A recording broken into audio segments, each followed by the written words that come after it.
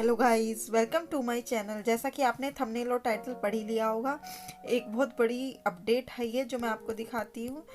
आपका बीएड छात्रों के लिए जो सुप्रीम कोर्ट के अधीन हो गई हैं सारी भर्तियाँ। आखिर ऐसा क्यों हो रहा है 16 नवंबर से पहले?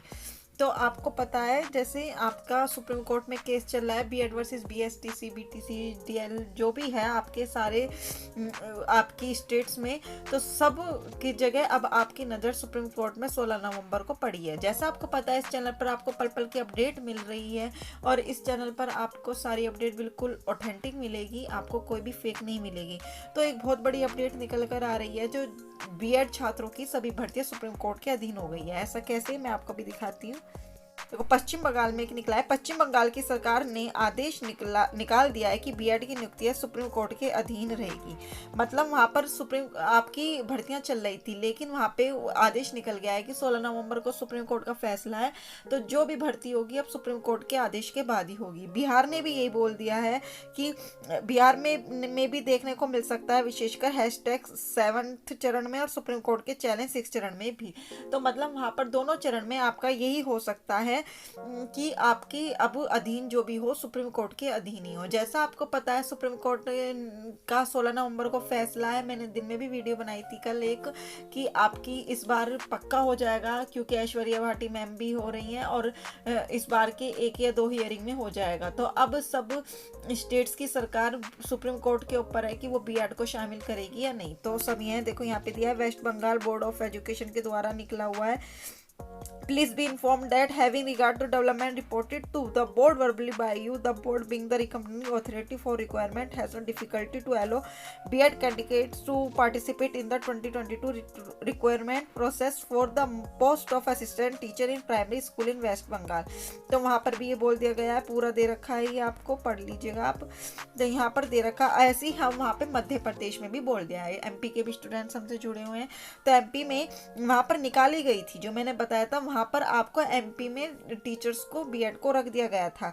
जैसा आपको पता है, एनसीटी के गजट में भी ये बोला गया था कि आप अगर 6 महीने का एक ब्रिज कोर्स कर देते हैं तो आप उसमें एलिजिबल होंगे। तो इसमें भी यही बोला गया है। देखो, यहाँ पे दे रखा है, 50% अंकों के साथ स्नातक बीएड जिसने राष्ट्रीय अध्यापक शिक्षा मान्यता प्राप्त संस्थानों से शिक्षा स्नातक की उपाधि प्राप्त की है, उस पर कक्षा 1 से 5 तक पढ़ाने के लिए अध्यापक के रूप में नियुक्ति हेतु विचार किया जाएगा। किंतु इस प्रकार के अध्यापक के रूप में नियुक्ति व्यक्ति को प्राथमिक शिक्षक के रूप में 2 वर्ष के भीतर राष्ट्रीय अध्यापक के लिए 6 महीने का ब्रिज कोर्स करना पड़ेगा।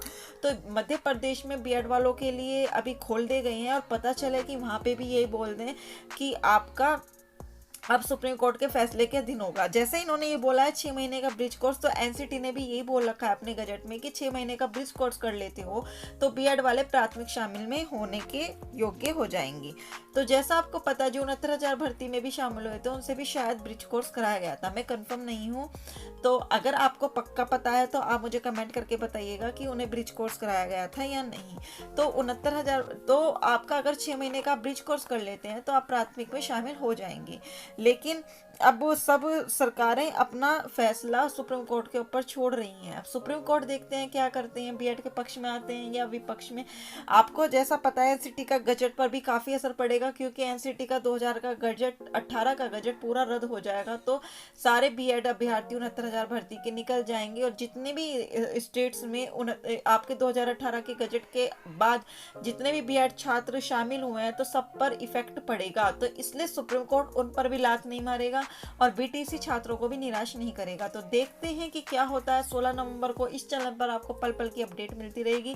जैसा मैंने बोला था, आपको सुपर टेट की और केवी की क्लासेस यहाँ पर रेगुलर चलेंगी, लेकिन मैं अभी आउट ऑफ स्टेशन जा रही हूँ, मैंने कल भी बोला था। तो मैं आपकी मंडे से आपकी सुपर टेट और केवीएस की कंबाइन होकर क्लासेस स्टार्ट होंगी। तो आप इस चैनल पर भरोसा करके सब्सक्राइब जरूर कर लीजिएगा और बेल आइकन प्रेस जरूर कर लीजिएगा, जो आपको समय से नोटिफिकेशन मिलते रहें। और एनसीटी का गजट भी आपको पता है 2018 क्या कहता है, वो मैंने पहले भी वीडियो में बताया है। अगर आपने नहीं देखी है तो जाके जरूर देख लीजिएगा।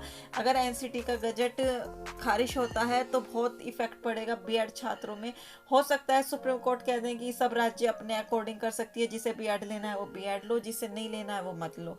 एनसीटी के पास, सुप्रीम कोर्ट के पास ये भी रास्ता है। सुप्रीम कोर्ट केंद्रीय राज्य पे भी छोड़ सकती है और केंद्र सरकार बीएड के पक्ष में है। इधर की यूपी सरकार भी बीएड के पक्ष में है, क्योंकि इलेक्शंस आ रहे हैं और 69,000 भर्ती के अगर छात्र निकले तो बहुत इफेक्ट पड़ेगा, क्योंकि योगी सरकार ही 69,000 भर्ती में बीएड वालों को शामिल करके लाई थी। तो अब देखते हैं जो भी होगा। कुछ बीएड के पक्ष में स्टूडेंट, जो बीएड वाले वो कहेंगे बीएड जीतेगा और बीटीसी वाले कहेंगे बीटीसी।